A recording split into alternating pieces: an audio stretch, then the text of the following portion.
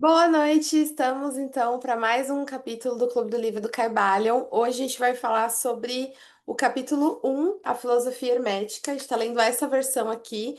Eu sei que tem algumas pessoas que têm outras versões que são até mais completas do que essa, né? Essa aqui é fininha e tal, mas essa aqui é tipo a leitura base, né? Então acho que outras versões mais completas são válidas, mas para vocês saberem que a gente está lendo essa versão verdinha aqui.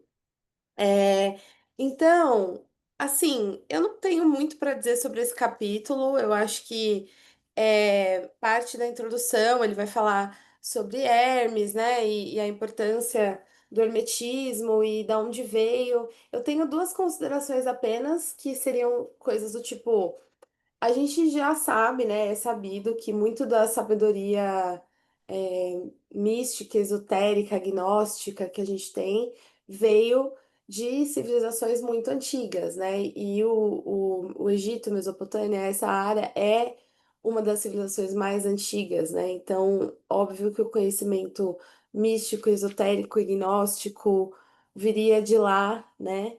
E e uma outra coisa que eu acho interessante é que ele cita que o hermetismo ele não é pautado ele não é tipo parte de nenhuma religião para que não se perdessem os princípios, né? Eu achei isso muito interessante e é visto na prática até hoje, né? Então, o hermetismo ele está em muitas religiões, mas ele não faz parte especificamente de nenhuma religião como dogma ou como praxis, a ponto de se entrar ali, né, e fazer parte 100%, né? Tipo, por exemplo, na Wicca a gente tem princípios herméticos. Na bruxaria contemporânea também. Eu sei que não é bem uma religião, mas uma prática mágica caótica também a gente tem princípios herméticos.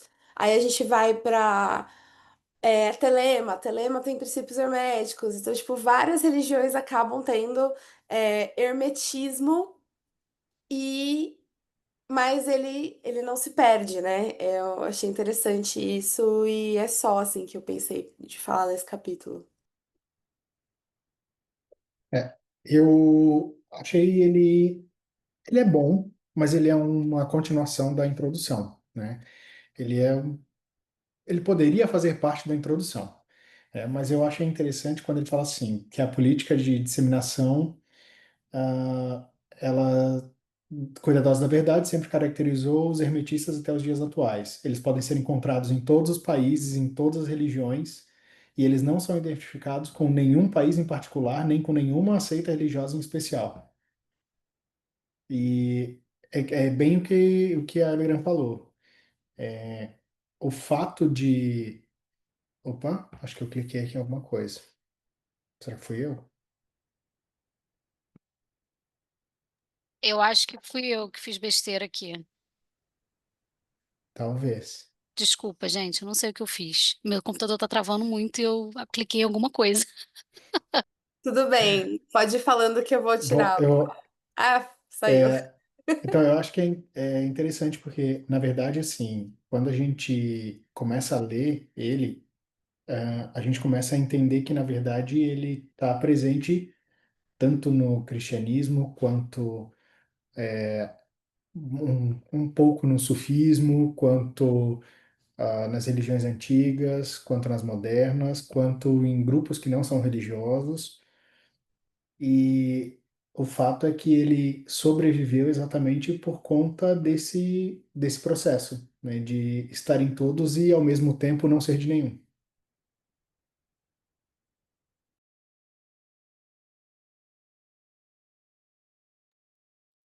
Eu também não tenho muito a acrescentar, porque foi o que vocês disseram, ele é uma continuação da introdução, focada na construção do Hermes dentro da história, né? Na importância dele.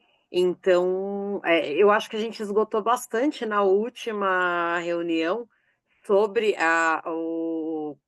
o surgimento do Hermes, né? Ou da alegoria do Hermes dentro da história.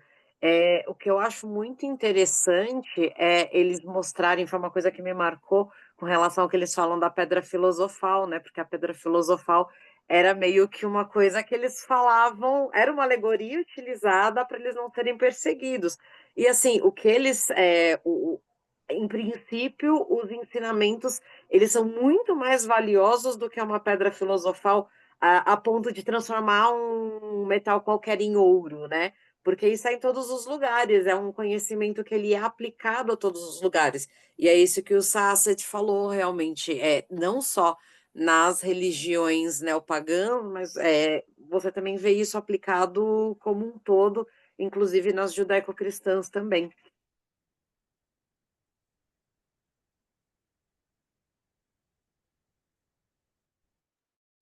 Eu não sabia, enquanto vocês tomam coragem para falar, eu não sabia que Caibalion vinha da mesma raiz da palavra cabala, achei legal. E aí, com o acréscimo do Ion, é, e aí eu fiquei pensando, será que esse Ion é o mesmo Ion do novo Aeon? Eu já fiquei tipo assim, fui longe, eu não sei, mas eu não confesso que eu não fui pesquisar, porque já foge um pouquinho do que me interessa, mas. é, Fiquei com esse questionamento e pensei muito em um membro que a gente tem lá no grupo de estudos, que é muito especialista em telema, e seria muito legal se estivesse aqui também para falar sobre.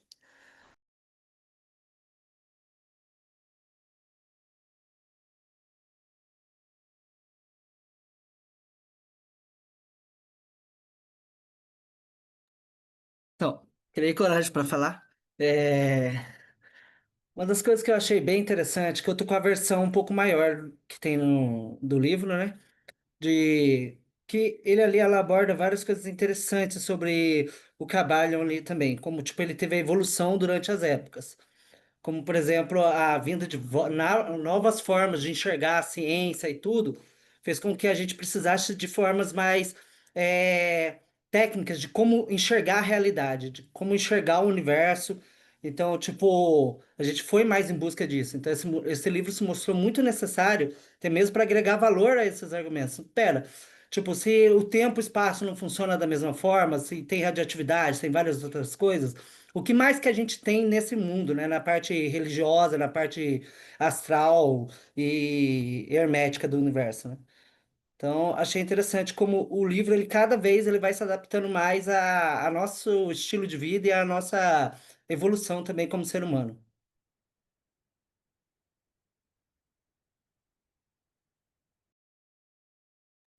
Nessa versão que você tá lendo, Kai, que é uma, tipo, uma versão estendida, tal, teve alguma outra coisa que eles trouxeram nesse primeiro, primeiramente, o primeiro capítulo também chama Filosofia Hermética? Sim. O primeiro E aí, capítulo ele também pega sobre a filosofia hermética e ele vai falando até sobre essa parte de como o pseudo, o nome deles, né, manter o nome oculto foi importante para que tipo a obra ela não tomasse a cara de quem escreveu, assim, tipo não, para ser algo que não desse o tributo para os escritores de fato. Não, o lance é que o que está em jogo aqui é o conhecimento, e não a gente ganhar visibilidade ou coisa assim por causa disso. Até porque senão a obra também iria se perder um pouco, porque outros iriam querer pegar essa obra com o mesmo propósito e entender que não, aqui o que a gente está falando é realmente que esse conhecimento ele é mais importante do que o ego de quem está escrevendo. Então é legal também quando, como ele deixa claro isso. Eu tô, ao mesmo tempo que eu tô lendo o Caibalion, eu tô comparando com o que está no livro do Claudinei. E aí ele faz um comentário lá sobre a escrita, né, de quem escreve. E ele diz assim, embora muito se tenha questionado sobre a verdadeira identidade do autor desse livro, hoje sabemos que a mente por trás dessa obra-prima foi William Walker Watkinson, em 1862 a 1932, influente líder do movimento do Novo Pensamento. Mas há quem advogue que ele foi escrito por três pessoas, chamadas Paul Foster Case, Michael Whitty e William Walker Watkinson, e daí a assinatura aos três iniciados. Eu vi essa informação também quando eu estava pesquisando. Eu falei sobre isso na introdução, só que eu não lembrava os nomes, mas exatamente esses nomes no encontro anterior. E eu acho que foi um compilado, né? A gente fala um pouco daquela Tábua de Esmeralda, Corpus Hermético, e aí eles trouxeram esse compilado. Eu acho que é super válido, assim, a gente ter o nome dos autores de verdade, mas também não precisa, né? Tipo, legal, sabemos quem compilou isso, bacana, mas eu acho que se não fosse essas pessoas, eu acho que seriam outras. Porque é aquilo que a gente falou no encontro passado, né? Esse conhecimento, ele é como se fosse, tipo, leis da física, da metafísica, né? Do mundo metafísico. Então, outra pessoa ia acabar fazendo essa percepção, ia ter essa percepção, ia passar essa percepção para os discípulos, ia ter ali uma pequena seita ou uma revolução ou alguma coisa assim que usasse isso e isso ia expandir, né? Pode falar, Kai. Ah, não, você poderia terminar de falar que você tava. Parece que você ia encerrar alguma coisa. Não, era isso. Ah, perfeito. Não, eu li isso também sobre quem escreveu e tudo, mas também vi algumas pessoas falando que, tipo, o estilo de escrita não era muito parecido com o dele, né? Desse Edson, eu não consigo falar o nome dele direito. Mas, então, aí, eu não sei se ele fez de propósito ou se foi algo até mesmo para realmente tirar o foco ali deles, mas parece que era uma jogada, ele quase não assinou nenhum dos livros dele com nome. Eu até brinco que ele parece que não gostava do próprio nome. E de novo eu vi aquela parte da chama, né? Nesse outro aqui, de que, tipo, a questão de manter a chama acesa e passando ela para iluminar cada vez mais as pessoas no caminho, né? Do lance do ser humano, ele sempre vai precisar de um guia, né? Aquilo que a gente falou sobre o ser humano, ele sempre vai ter que evoluir na parte da sabedoria dele. Então, ele sempre vai precisar de guias, de alguém que, tipo, foi lá na frente e vai meio que levar ele a ter esse conhecimento. Então, é muito legal também o livro, ele meio que trazer um pouco esse lance do, tipo, essas pessoas que passaram estão carregando esse conhecimento e a gente está passando ele para frente. O quão importante é essa obra para, tipo, para a humanidade e o quanto ela tem impactado durante várias eras. Como a gente falou dos alquimistas, de Platão e de vários outros cantos.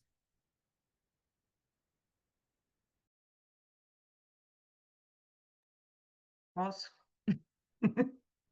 Tá. Gente, eu cheguei um pouquinho mais tarde, eu não sei se eu perdi alguma coisa do começo. Se eu estiver repetindo alguma coisa, vocês me dão um toque. Mas assim, pelo que eu entendi, vocês falando logo que eu cheguei, parece que é mesmo mais essa parte é um complemento ali, né, do que a gente já viu na introdução. Então, não sei se tem tantas coisas assim para a gente discutir, mas algumas coisas eu até me pegaram, e aí, assim, eu acho que seria bem legal escutar quem já estuda isso há mais tempo, porque é a primeira vez que eu estou pegando alguma coisa, né, de emertismo para ler, eu nunca li nada a respeito, nunca estudei nada a respeito, então algumas coisas gostaria até de alguém que estuda, né, que já estudou isso mais, pudesse me explicar um pouco melhor. Mas assim, antes de perguntar e falar o que, né, o que está na minha cabeça, eu só preciso fazer um registro que assim, enquanto professora, por 20 anos que fui, escutar isso de que os lábios da sabedoria estão fechados, exceto aos ouvidos do entendimento, me pega assim muito forte. Porque ser professora, gente, é um eterno lutar para ensinar muitas vezes pessoas que não querem aprender. E eu sei que isso talvez não tenha nada a ver com a nossa discussão, mas eu precisava registrar, porque é uma coisa que faz muito parte de mim, assim, sabe? Eu deixei essa profissão, né? A Iliran sabe bem da minha história. Eu deixei 20 anos de profissão de professora porque eu não conseguia mais, não cabia mais num lugar onde eu tentava ensinar uma coisa para pessoas que não queriam aprender, sabe? Então, isso, toda vez que eu leio essas frases aqui, me pega muito, assim, nessa questão pessoal mesmo. Só queria deixar isso registrado. Porque eu não consigo ler isso aqui e não lembrar de tudo que eu senti, sabe? Dentro de uma sala de aula. Mas, enfim, isso não tem nada a ver com a, com a discussão. Tem uma parte aqui que eu até queria escutar e entender um pouco melhor, porque na minha versão, né, na minha edição, tá na página 18. E aí está escrito assim, ó: os preceitos herméticos estão espalhados em todos os países e em todas as religiões, mas nunca são identificados com nenhuma seita religiosa particular. Nem podemos associá-los a nenhum país específico por causa das advertências feitas pelos antigos instrutores, com o fim de evitar que a doutrina secreta fosse cristalizada em um credo. Ok, eu acho que eu entendo o que eles estão querendo dizer aqui. Mas só que na sequência, eles colocam algumas coisas que me deixaram um pouco confusa. O antigo ocultismo da Índia e da Pérsia degenerou-se e perdeu-se completamente, porque os seus instrutores tornaram-se padres e misturaram a teologia com a filosofia, o que teve como consequência o fato de o ocultismo na Índia e na Pérsia ter se perdido gradualmente no meio da massa dessas religiões, de superstições religiosas, cultos, credos e deuses, entre aspas. Daí eu queria saber se tem alguém assim que estuda hermetismo que saberia me explicar um pouco melhor o que eles querem dizer com isso, porque para mim, assim, estava claro eles dizendo que são conceitos mais amplos para não se misturar com nenhuma religião, mas aí depois eles falam que misturou com religião e aí ficou bagunçado. Eu queria saber se alguém conseguiria, assim, explicar isso um pouquinho melhor, saberia dizer um pouco, falar um pouquinho a respeito disso, porque foi uma coisa que eu fiquei um pouco na dúvida quando eu li esse parágrafo.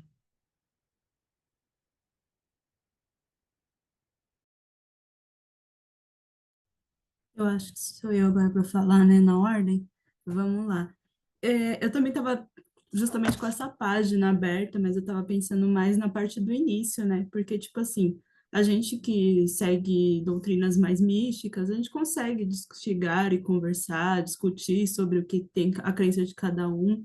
E aqui mesmo diz que o hermetismo entra em todas elas, sabe? De uma forma ou de outra. Mas aí, quando a gente vai pessoas que têm aquela questão que a minha fé é única e verdadeira, a gente não consegue entrar nessas discussões e acaba até ferindo o ego dessas pessoas. Eu acho que o emertismo, para mim, tô sentindo, tem muito a ver com você, como os passo a passo da sabedoria, como se você tivesse que quebrar muitos preconceitos que a gente pode ter por conta da nossa fé para se ver com uma realidade em comum que se encontra em todas. Isso que eu senti. Eu acho que tem muito a ver isso mesmo com a questão do preconceito, acaba que as pessoas não aceitam, né? Que, tipo, para mim é muito difícil discutir as crenças que eu tenho ou questões até históricas mesmo com pessoas que falam, não, minha fé é isso, é absoluta, esse negócio de outros deuses é do diabo, o diabo não tá nem pra gente. É isso que eu queria compartilhar, que eu senti pelo menos nesse primeiro capítulo. Só, respondendo a Seren, na verdade, sim. Qual é a diferença entre o processo do hermetismo misturado à religião e aos países e da fé, dos conceitos esotéricos que foram incorporados na fé, né? Das pessoas da Ásia, enfim, que acabaram se tornando padres, sacerdotes, enfim. O hermetismo, ele é um processo filosófico, ele não é um processo de fé. Então, os 7 princípios fundamentais, eles são princípios filosóficos para entendimento do ser humano, e não, claro, para entendimento do ser humano enquanto Deus dentro e Deus fora, né? Os deuses dentro e os deuses fora. Mas ele é um processo filosófico. Quando a gente... e aí eu vou trazer um comentário de um escritor católico, João Paulo II, né, Karol Wojtyla. Ele dizia: quando a gente mistura a fé e a razão e engloba os dois, a gente se perde, porque um avião precisa das duas asas. Então, enquanto o hermetismo manteve o ratio, que é a razão, separada, ele se manteve, ele se mantém porque ele é a razão separada. Quando existe um processo de incorporação pela fé, a gente não tem mais a razão, e aí a gente passa a ter uma fé cega. E aí a gente deixa de entender os princípios para a compreensão do ser humano. A gente passa a entender os princípios como interpretação divina. E no caso do Caibalion, que o foco dele é a ideia do hermetismo com os sete princípios, etc., ele quer entender o homem, ele quer entender a pessoa, ele não quer entender apenas o processo deificado, né? Apenas o processo de fé.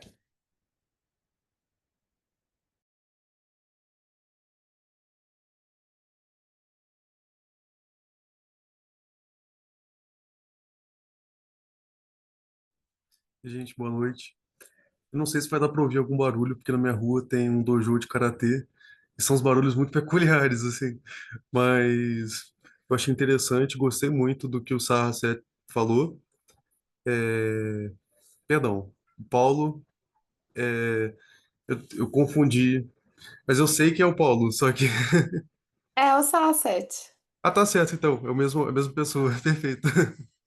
Eu achei interessante porque mudou, assim, eu tava pensando, como a colega tinha dito tudo, mas faz bastante sentido esse lado mais racionalista que o Paulo trouxe, assim, que entende que é uma questão mais o hermetismo vindo como uma ferramenta para o desenvolvimento humano, para a nossa evolução, né? Mas uma questão que eu tinha pensado, pensando nos preconceitos, que a sociedade ocidental vai ter, né? Eu estava imaginando, indo para esse lado, que enquanto nas, nas filosofias esotéricas orientais, a gente vai ter um sistema ali que está mais misturado com a parte religiosa.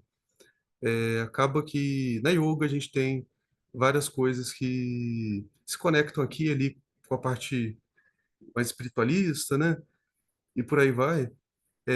Fiquei pensando se não seria uma questão até de apropriação, assim, do misticismo, enfim, das ordens ocultistas aqui do Ocidente, né? Nunca cheguei a fazer parte de uma ordem assim, mas eu fiquei pensando, será que não é um pouco aquela questão de eles pegarem certos conhecimentos e quererem tornar aquilo ali uma coisa mais generalista, né?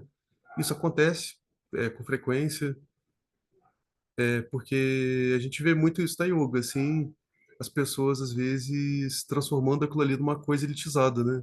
Eu vi até uma moça fazendo uma piada com isso. Olha, se você está colocando a sua roupa de yoga e correndo para chegar até a sua aula de yoga, você está fazendo yoga errado, não é assim?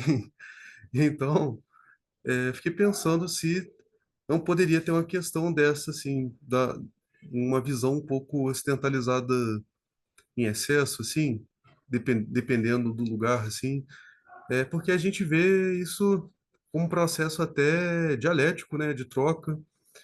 Dentro desses ambientes que eu já frequentei, eu já vi as pessoas falando, por exemplo, os deuses que você cultua, tudo, se forem deuses hindus ou do panteão aqui, do panteão do Tantra, de outras linhas, beleza, faz sentido.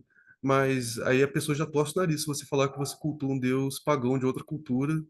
Ela fala que isso corrompe a energia original de Deus e tudo mais. Então, assim, são algumas vivências que a gente vai tendo e eu fiquei pensando se não ia por esse lado, assim, de uma certa apropriação, de uma certa deturpação e essa enviesada que, querendo ou não, eu não acho que o Carvalho em si tem, mas nós, nossa limitação humana, a gente acaba expressando, né?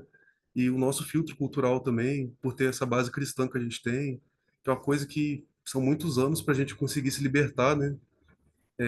Até mesmo pegar e olhar aquela frase lá, assim é acima como é abaixo, sem pensar, assim na terra como no céu, e frases assim que aparecem com muita frequência na nossa cultura, né? Mas eu acho que é isso, gente. Não sei se fez sentido assim. Nossa, eu tenho muita coisa para comentar do nada.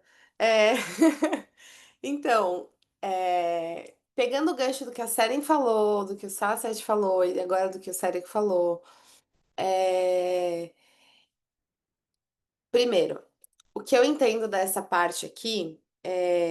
que misturaram teologia com filosofia e teve consequência do ocultismo ter se perdido. Eu vejo muito essa coisa do. Vou dar alguns exemplos, assim. Antes, é, quando o ocultismo estava no seu fervo ali na França, por exemplo, ele era estudado e praticado tanto por ocultistas da igreja como por ocultistas de fora da igreja. Então, assim, se a gente pensar que existiam muitos ocultistas trabalhando ali para testar coisas e invocar daemons e fazer coisas e materializar coisas focados na magia e não na religião, na fé, eles conseguiram várias coisas, mas aí é, veio os gnósticos, por exemplo, que colocaram bastante dogma dentro desse cristianismo. Aí veio Lutero, aí veio, pronto, aí já vai transformando uma coisa que poderia ter sido apenas gnóstica, ali, no mínimo gnóstica, né? E ficasse ali no meio termo entre fé e sistema. Mas não, foi pro lado, né, como o Sasset falou, muito se desvirtuou e foi pro lado mais da fé e perdeu essa característica de leis que regem a, o universo, a magia, as questões. Aí eu dar outro exemplo, por exemplo, o Tantra. O Tantra ele não tem nada a ver com os cursos de Tantra que a gente tem em São Paulo, às vezes. Tipo, o Tantra real mesmo. O Tantra real não é necessariamente sobre nem contato físico. Tipo, um curso de Tantra não deveria nem se falar sobre contato. Então, olha quantas camadas se perderam por conta de vários fatores, inclusive a ocidentalização. Então, tipo, eu tô fazendo um link assim com tudo que vocês falaram e com tudo que eles falaram aqui. E é verdade, eu falei isso no outro encontro, que, tipo, nas minhas pesquisas sobre esses três iniciados, veio muito essa coisa de. Eles trouxeram o corpus hermético com uma cara mais esotérica, com uma cara mais New Age, para ser realmente um pouquinho mais atrativo para massa, para realmente ser mais sabe, bonitinho assim, em princípios, né? Porque o corpus hermético não tem nada a ver, vamos supor, em prosa, né? E aí é outra pegada, ele é também um compilado e tal. E aí eles transformaram isso, todos os ensinamentos e outras coisas, em princípios, mais sistematizado, é. E no que eu pesquisei, falava inclusive sobre isso. Trouxe de forma mais esotérica, trouxe porque é uma necessidade da época. Então, assim, existiu, ó, eu ia falar, of course, existiu com certeza uma ocidentalização dos princípios. Mas mesmo que não tivesse, eu acho que os princípios ainda seriam os mesmos, a gente ia descobrir eles de outras formas, a mesma cor. Então, assim, eu acho que são realmente princípios que regem o universo, e assim, pelo que eu conheço de universo e de magia, faltam algumas coisas aqui. Obviamente, né? Então, eu sempre, quando eu penso em Kybalion, eu sempre complemento o Kybalion com as leis da magia. Porque pra mim tá muito associado, assim, né? Não tem como desassociar. Então, se eu fosse reescrever o Kybalion e ocidentalizar ainda mais, ou decolonizar e brasilizar tudo, eu colocaria, por exemplo, as leis da magia. E aí, tipo, por que que isso é tão importante? Porque a sabedoria veio de lá. Daí eu não considero como apropriação, porque todo o nosso saber mágico veio de lá. Então, se a gente for falar sobre apropriação, todos os sistemas mágicos vieram do hermetismo ou de práticas, algumas coisas de práticas orientais, mas a maioria do nosso conhecimento mágico, com CK, veio do hermetismo e foi se moldando até chegar, por exemplo, nesses grandes polos, Europa, tal, que é onde os autores que a gente lê, eles fazem os livros, né? Então, por exemplo, Paracelso foi baseado em Caibalion, aí a gente tem Franz Bardon, aí a gente tem várias coisas que vão se desdobrando e chegando até, por exemplo, nas religiões de ortopraxis, que é a Wicca, por exemplo, onde tem muita coisa que tem tudo a ver com Caibalion. Então, eu não acho que seja uma apropriação cultural, até porque se for uma apropriação cultural, a magia é uma apropriação cultural, porque, né? Mas ao mesmo tempo ela não é, porque a gente tem magia indígena e nativa, e ela segue a mesma regra do Caibalion. Mas por quê? Porque eles leram Carvalho? Não, porque são as leis que regem o universo. Então eu acho que é, é isso, é tudo isso. Eu também não acho que seja apropriação. Até porque, assim, o processo da apropriação, ele é o quê? Ele é uma cultura minoritária ou oprimida, cuja cultura, com uma outra cultura, ela pega aquele processo e toma para si, né? E quando a gente fala de fé, é um pouco complicado a gente falar de apropriação cultural. Óbvio, a gente vai encontrar alguns momentos em que isso ocorre, como, por exemplo, o cristianismo inicial, onde ele chega em locais em que o cristianismo não está presente e ele toma para si aqueles deuses e transforma em santos. Aqui a gente tem um processo de apropriação, né? Mas quando a gente fala de hermetismo, eu não entendo que haja uma apropriação, até porque ele não é um processo de construção único, né? Primeiro que ele já é, o hermetismo vem de Hermes Trismegisto, mas de Hermes também, que era deus grego, e daí a gente já tem o Ocidente aí, e aí a gente tem o Oriente, porque o Egito, embora ele esteja na África, ele é o meio, né, do caminho ali, então a gente tem um pouco de Oriente, um pouco de Ocidente naquilo. Então eu acho que a gente tem, na verdade, no Hermetismo, um processo de criação conjunta, e daí uma utilização conjunta, e vale lembrar que o Caibalion, embora ele seja o livro ele seja escrito por se eu não me engano, ele é inglês. Ele foi primeiramente divulgado por uma loja maçônica de Chicago, em 1908. Então a gente traz no processo dos maçons um entendimento que supostamente é uma criação ao mesmo tempo oriental e ocidental, e é uma apropriação cultural, digamos assim, filosófica.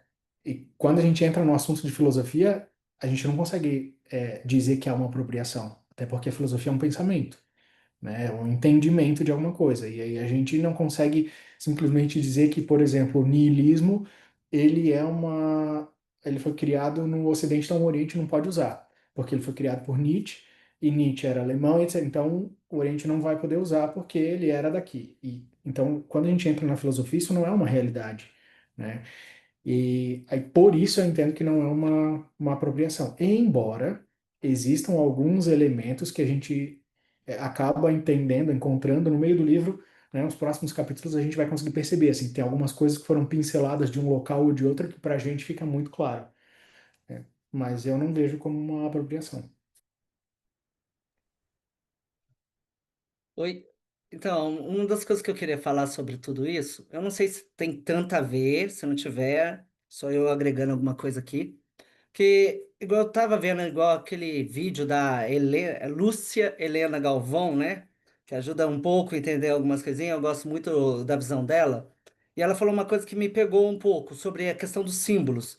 De que, tipo, o símbolo do Toft era o passarinho, que escolhe bem o que pega, tal, que foi, né, agregado por Hermes Trismegisto. Aí você tem um Hermes que já muda o símbolo, as asinhas, o do Mercúrio também. Ah, olha que linda a estátua. Perfeito. E a gente, na nossa sociedade atual, a gente já não busca novos símbolos, símbolos metafísicos, a gente pega os símbolos antigos. Então, esse lance não é bem uma apropriação, porque a gente não está criando nossos símbolos na real. A gente não fez os nossos símbolos fazendo sentido com a nossa sociedade atual. A gente está replicando um símbolo antigo com os significados que eles tinham antigamente, mas a gente não está mais trazendo, tipo, ok, vamos. A gente trabalha tanto em tecnologia, mas a gente não trabalha nessa parte de tipo, não, vamos agregar novos símbolos que fazem mais parte para a nossa sociedade. A sociedade, ela meio que está perdida nisso. Então, por isso que tem muito disso, eles pegar muita coisa antigamente e tal, dar uma mexidinha, mas ainda parece que não encaixa tão bem. Porque a gente está copiando símbolos de sociedades que já nem tem mais, que não fazem mais sentido com a gente.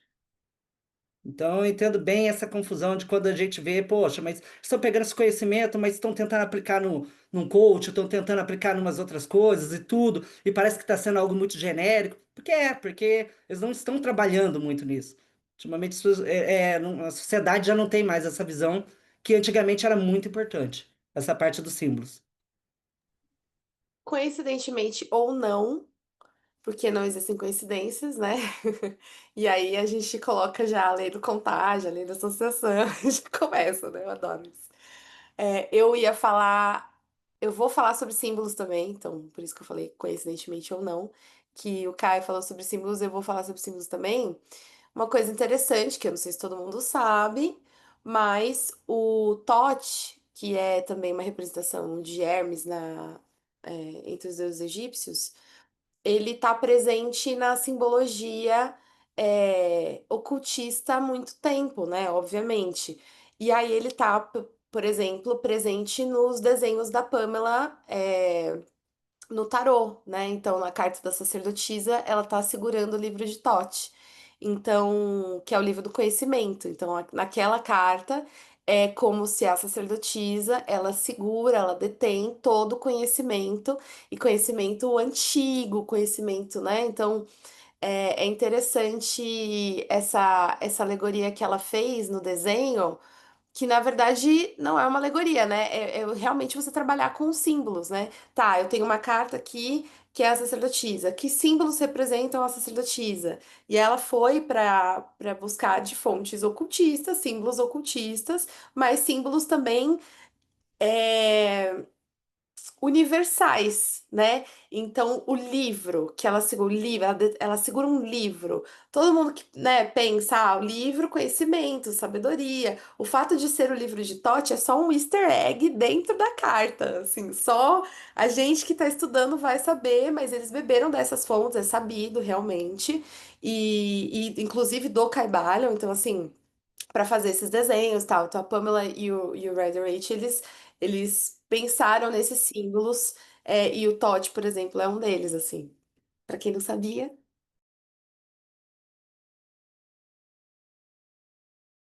Curso de tarô tá vindo Achei aí. incrível, assim. Uhum. Tudo bem. Eu achei incrível, gente, esse caldeirão, assim, várias ideias se misturando e transformando nessa mistura, assim. Eu achei interessante porque justamente, assim, com a fala do Saadet, eu já estava questionando essa ideia que eu tinha tido antes, do lado da apropriação, tudo. Me deu um bug, assim, no sistema que eu falei, será que eu estou pensando certo? E, ao mesmo tempo, tem essa questão do conhecimento ser transcendental, de todo ser humano ali ter ali uma essência em comum, né? Isso é muito verdade. A gente vê lidando com escola, lidando com criança que tem grupos assim completamente diferentes, de cidades diferentes, e eles têm um comportamento muito parecido, assim, um jeito de brincar muito parecido. E aí você pega o processo de ensino-aprendizagem, toda a questão enfim, de estudo, né? Desenvolvimento cognitivo, você fala, cara, o ser humano é uma máquina muito complexa, assim, é muito legal entender mais sobre isso. E dentro dessa questão, assim, de ser apropriação ou não ser, eu acho muito interessante porque realmente tem vários conhecimentos, assim, que não dá para você falar que foi uma pessoa única ali que criou, que tem um dono, né? Considerando, inclusive, que todo ser humano veio de África, né? É que a humanidade nasceu na África. Muita gente fala que até esse conhecimento da filosofia mesmo, originalmente veio de lá também, né? Depois que foi sendo trabalhado na Grécia e tudo. Enfim, isso eu achei o máximo, assim, são muitas ideias que a gente vai juntando, assim, fazendo esse quebra-cabeça mágico, né? Eu só queria fazer um comentário sobre os símbolos. A gente utiliza muitos símbolos antigos, mas hoje em dia eu acho que, assim, né, no processo do simbolismo, nesse meio, né, ele inicialmente a gente utilizou símbolos antigos, mas hoje em dia os sigilos eles são utilizados de uma forma muito diferente, porque as pessoas começaram a criar. E não era uma coisa comum. Quando a gente via há 30 anos, né, 40 anos, era muito difícil uma criação de um sigilo, né? E o sigilo nada mais é do que um símbolo para algum, para algum fim, né? Até eu vou sugerir, né, a leitura de Magia de Sigilos da Laura. Ele é interessante, tá?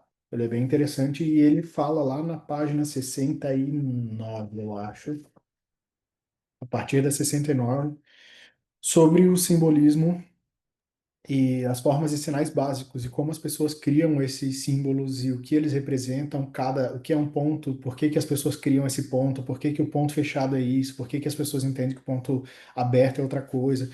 Ele é bem interessante, vale a pena a leitura de quem se interessar sobre simbolismo, né? Mas eu acho que hoje em dia a gente cria, eu acho que a gente passou por uma fase de não criação, de utilização de símbolos antigos, mas de uns 5, 6 anos para cá, eu acho que isso teve uma certa reviravolta. Mas eu acho que os símbolos que eles estão falando é mais aquela coisa da semiótica, sabe? E não tanto dos símbolos tipo sigilo, sabe? Selos, por exemplo. Mas eu acho que tem alguns, porque assim, eu acho que semiótica, esses símbolos, eles demoram muito tempo para ser criados. Mas, por exemplo, sabe um que é instantâneo? Cara, o símbolo desenhinho do Wi-Fi, que é um negocinho assim, ó. Cara, ele é Deus. Aquele simbolinho, entendeu? Então, assim, realmente é um símbolo novo. Ele tem o quê? 15 anos. American Gods total. Então, ele deve ter o quê? Uns 15 anos, esse símbolo do Wi-Fi. E ele já significa algo instantâneo quando você olha. Então, eu acho que quando a gente está falando de símbolos, a gente está falando desses símbolos que demoram um pouco para serem criados, porque eles vão da própria sociedade. Mas sim, sigilos também são símbolos, né? E tudo mais, tal e coisa. É, Agora, uma coisa que eu ia falar. O que que era? Eu queria voltar no negócio que a Seren falou. Caso vocês não tenham, tipo, mais nada pra falar sobre esse capítulo, eu queria voltar naquele negócio do estudante. Então, eu vou deixar vocês falarem sobre, e aí depois eu arremato e a gente finaliza com essa coisa do estudante, que eu tenho algo a dizer. Eu acho que tem Eu, tudo a ver. s- eu só queria dizer que eu costumo ler um capítulo sempre e ter um entendimento e tentar diminuir, filtrar para uma palavra, para uma frase, para entender o que que é. E para mim, eu acho que esse capítulo ele fala sobre iniciação. Eu acho que é o foco dele. Por isso, fala da sabedoria, né, os ouvidos estão prontos para ouvir, então vem os lábios para enchê-lo de Coincidentemente ou não, sabedoria. tem a ver com o que eu vou falar. Então, eu acho que eu vou parar de falar e a Ailena vai continuar, então, porque eu acho que, de fato, o processo do capítulo é sobre iniciação, tá? Eu entendo que ele é exatamente isso. E quando eu encontrei o meu High Priest a primeira vez para um screening lunch, ele me fez um comentário assim, que para nós, apenas no momento em que o, o seeker, o buscador, ele está pronto, é que então o seu High Priest vai aparecer, né? O High Priestess. E eu acho que esse capítulo é exatamente isso. Ele serve exatamente para dizer que é um processo de iniciação. Não existem Pode ser. coincidências.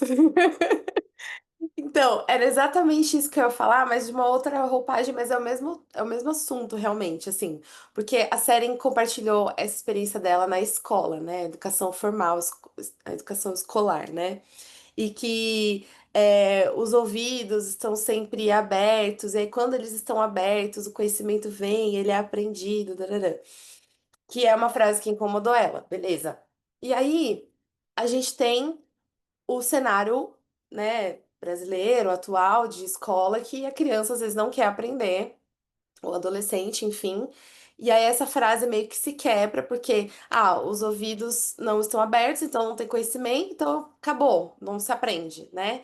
Mas aí eu acho que, assim, essa reflexão, ela é polêmica, porque eu acho que o que a gente está fazendo. Porque, calma, vamos lá. A educação formal ela é uma obrigação do Estado, né? Então, pensando assim, o Estado tem a obrigação de formar essas pessoas, obrigação, né? Obrigação do Estado, que essas pessoas saiam letradas, e aí decidiram um corpus ali de um currículo que teria que ser dessa forma, e esse é o conhecimento básico da vida, de todos os saberes, e você tem que saber isso aqui na escola. Foi determinado. Legal. É, esse currículo, ele ajuda o ser humano a ser um adulto funcional? Aí já é uma outra questão, né, que daria para a gente reformular todo o sistema, tipo assim, ter aulas de educação financeira e aí entrar com o conhecimento matemático, ter aulas de como fazer uma planta crescer e ela não morrer em 3 meses e aí entrar com a biologia, mas enfim, né, isso é só para os ricos, esse tipo de educação, né? Onde a aplicabilidade real ela é vista, né? Mas isso é um assunto para um outro vídeo. Agora, tem esse estudo formal. Daí tem o estudo do ocultismo. O estudo do ocultismo, ele não é para qualquer um. E aí, por isso que eu falo que é polêmica, porque você tem que querer, ele é ativo. E aí é aquela história que cada vez mais eu tô vendo e infelizmente ela tá cada vez mais real pra mim, que é uma bruxa não se faz, ela se nasce. Eu não gostava dessa frase, mas eu estou cada vez mais percebendo o quão real ela é. E aí eu repito, uma bruxa não se faz, ela nasce. O que que quer dizer, né? Então assim, ah, é a bruxa, ela já nasce. Gente, essa frase é complicada, mas vamos supor, ela já nasce com essa aptidão, com essa abertura, com essa, enfim, tal, e aí ela só desenvolve. Aí, qual motivo? A gente é changeling, ou então a gente realmente já abriu isso em outras vidas, e aí o motivo, né? Mas o que eu quero dizer é a chama bruxa, o pessoal tá falando aqui no chat, tem essa questão da chama bruxa, é, enfim. E aí, ou seja, a pessoa que quer ser bruxa, ela pode? Ela vai? Ela é? Não. Então eu vejo cada vez mais o pessoal querendo muito ser bruxa e falhando miseravelmente. Assim, muita gente que você fala assim, ai, tadinha, gente. E posta, ai, que eu sou bruxa, e que não sei o quê, hashtag bruxa, não sei o que lá. Ô, bichinha. E assim, ser bruxa tá na moda. E aí, assim, não é que eu sou gatekeeper da bruxaria. Não, eu não sou essa pessoa que, não, é só os mais. Eu não sou elitista. E muito pelo contrário, né? Eu faço todo o conteúdo, assim, que ser super aberto e tal. Falo o nome secreto dos deuses no YouTube. E, tipo, né, quebro todos os juramentos da vida pra ser uma coisa realmente acessível pra todo mundo. E aí, eu não sou elitista. Então, aí, mas tem isso, né? Então, a gente vê isso. Então, assim, o estudo de ocultismo, ele tem que ser ativo. Ele tem que ser buscado. Por isso que o Sasset falou, o seeker, né? O buscador. Então, realmente ele tem que buscar aquele conhecimento, e quando ele busca, o conhecimento se abre. Por isso que eu também concordo com o Sasset quando ele fala essa coisa da iniciação, né? Então, nós estamos aqui sendo iniciados. é, Horizontalmente uns pelos outros nessa troca de conhecimento e verticalmente pelos deuses e pelos espíritos guardiões dessa sabedoria.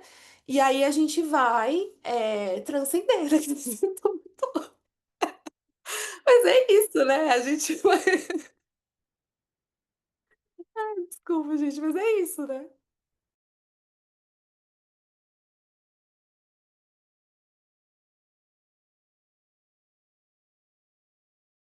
Fala, Kai.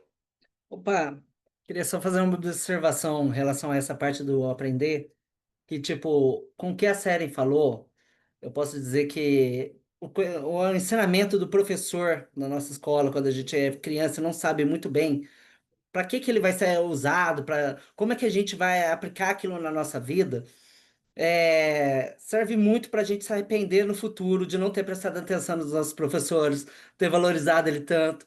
Hoje eu sei bem como eu sofro, tipo, agora eu tô correndo em busca de conhecimento novamente, e eu tô vendo, putz, se eu tivesse estudado melhor, talvez eu não estaria sofrendo tanto para ler um livro, para, tipo, fazer cálculos, ou até mesmo, tipo, a parte nossa mesmo da bruxaria, né? Que é um momento no qual você percebe que meias verdades não servem. Tipo, verdades prontas, coisas que as pessoas jogam. Ah, não, é assim assado. Pô, não, não é, cara, tá errado. Tem que ir atrás, eu tenho que pesquisar, tem que ler para tipo ter uma concepção real, tipo a minha concepção baseada em várias fontes de tipo, não, é sobre isso.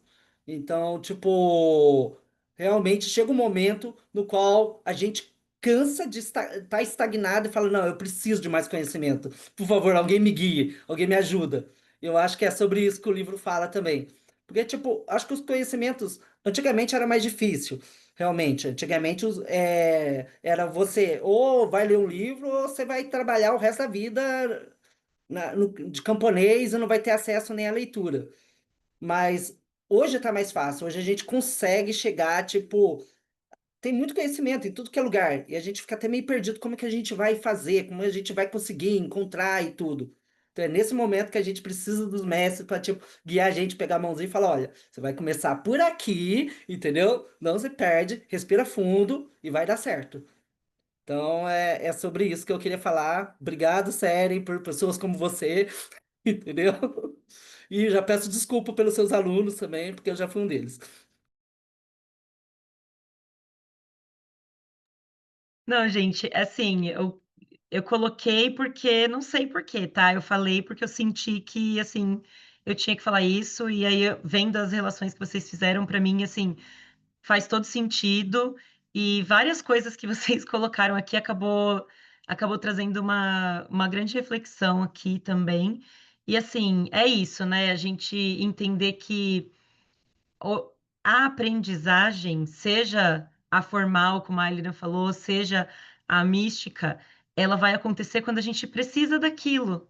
E aí isso acaba fazendo muito sentido para mim, porque a gente conta até uma historinha na educação, né? A gente tem uma historinha de que se um médico e um professor eles entrassem em coma há 70 anos atrás e hoje eles acordassem, os dois, o médico não saberia fazer nada e o professor entraria na sala e daria aula do mesmo jeito, porque as coisas não evoluíram, né, na educação. Então, eu acho que isso é uma falta, porque quando a Ailira falou de questionar o currículo, etc., isso, o currículo atualmente, como ele é hoje, ele faz sentido para algumas pessoas, ele serve para algumas pessoas, e aí só aquelas pessoas que estão né, com os ouvidos abertos para aquilo é que conseguem ter o conhecimento, e às vezes outros estão com ouvidos abertos para outras coisas, e a gente não está oferecendo aquilo que eles precisam naquele momento, né? Ele Então, serve acho uma que. agenda, né? Ele serve uma agenda Exato, tecnicista exato, também. exato. E aí, nossa, cara, fazendo muitas relações com tudo isso que vocês estão falando, assim. Louco, né? Mas é isso. Inclusive, nem era sobre isso que eu ia comentar, mas é muito interessante assim como que a nível sistêmico mesmo a gente enfrenta desafios assim básicos. As pessoas não sabem diferenciar o que é colégio militar e o que é escola cívico-militar. Então, assim, isso é um grande desafio aí para os professores, quem está entrando agora. Mas um comentário que eu ia fazer sobre o que a Aliran tinha falado, sobre a chama bruxa. Eu também comentei sobre a questão da chama bruxa. Eu, a Aliran e o Kai já conversamos horrores sobre isso, né? Sobre a chama bruxa, essa alma da bruxa. E uma coisa que eu percebo é muitos de nós, é aquela coisa, o ovo e a galinha, né? Muitos de nós, às vezes, estamos no espectro, temos alguma neurodivergência, temos ali uma tendência a estudar os assuntos muito a fundo, a se perfocar em certos livros, em certos assuntos. E isso a gente não sabe o que vem primeiro, né? O ovo ou a galinha? Porque eu fico pensando, será que se não fosse pelo meu hiperfoco em bruxaria, eu iria tão fundo nesse buraco de coelho, né?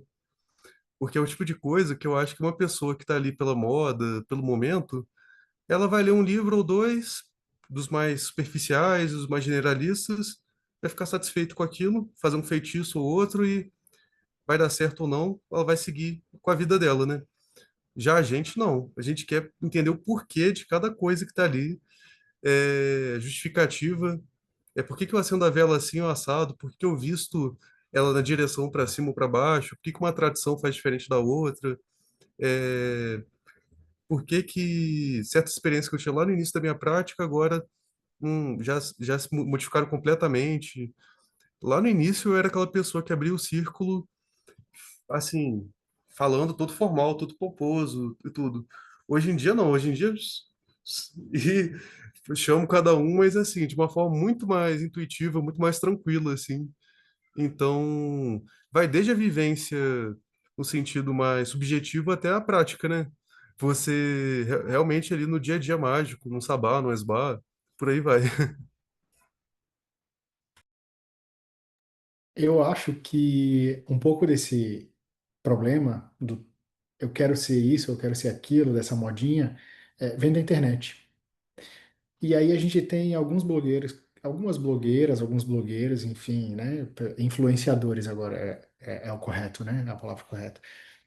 Que chegam a mudar o sotaque. Nasceram em São Paulo, mudam o sotaque para um sotaque nordestino, ensinam algumas coisas que nunca praticaram, porque acham na internet alguma coisa, e aí a gente tem um problema também do chat GPT, porque ele, de fato, ele ajuda muito, Como mas assim ele muda o atrapalha demais. sotaque? Como assim? Existe uma influencer que nasceu em São Paulo, mora em São Paulo. Os primeiros vídeos dela tinham um sotaque paulista e agora ela tem um sotaque extremamente carregado Tô nordestino. chocada. Mas será que ela não É. foi morar lá? Não, não, ela continua morando em São Paulo. Gente, que Eu doideira! acho que o Cedric deve saber quem é, porque ele concordou. Ó, a Seren também sabe. Ela fez um sotaque, ela já desapareceu porque descobriram que ela não era de verdade. Sabe quem eu tô falando, né? Fica no ar para quem não sabe. Ela já foi cancelada. É. Então, eu acho que um pouco do problema é essa coisa da internet, porque aí tá na moda, quero fazer, mas não existe um aprofundamento. Quem em sã consciência vai, sem propósito, vai parar para ler isso aqui, ou para ter uma biblioteca, a série ali tem uma montoeira de livro. Garanto que os outros também têm o seu hiperfoco ali em estudar isso. Exatamente, Violeta, essa pessoa.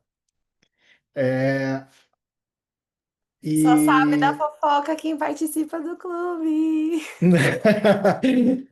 eu acho que esse é um grande problema, porque daí as pessoas elas criam seus focos, seus nichos, vivem aquilo ali de forma superficial, acabam queimando quem vive de forma quem entende, quem estuda, quem pratica, e a gente acaba esbarrando numa barreira que depois vai incomodar. A gente acaba tendo dificuldades para entender algumas coisas, no sentido de que as pessoas começam a explicar coisas que elas não entendem, que elas não leem, todo mundo começa a repetir aquilo, e aí até tu fazer a outra pessoa entender que uma lei hermética é uma coisa e não outra, nossa, vai muito tempo. Porque elas ouviram um influenciador falar tal coisa.